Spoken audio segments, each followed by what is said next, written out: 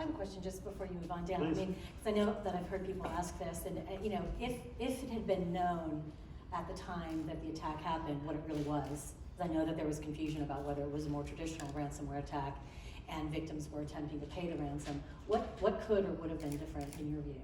Yeah, I mean, from the exploit case, it was known. I mean, it was known very quickly of how it was able to go into other systems. You know, reverse engineering malware and threat intelligence showed how it did move. So that part was known. It was talked about, you know, for a long time, right, during the initial case. But the wiper piece of it is a whole nother level. It's each time we see Emotet's kind of the more recent example. So I'll bring it to something that you know, I think a lot of people have seen in this room of Emotet, and the fact that it's almost weekly now we're hearing about a new upgrade that came out. And those new upgrades are such a big game changer because at least from the tech side of things, from the forensic side of things, instant response, we have to change how we battle that thing. So it's not using the same things, you know, it's not using the same tools, same techniques.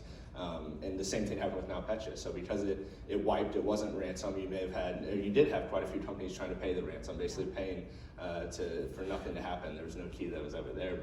And that's kind of where, you know, good digital forensics, good instant response capabilities, techniques come into play. So knowing before you pay the ransom, hey, it looks like it did something that Petya doesn't typically do. None of the hashes match. None of those indicators of compromise are matching what Petya did. I mean, that's the key pieces that if you didn't have a good instant response team, we're just missed.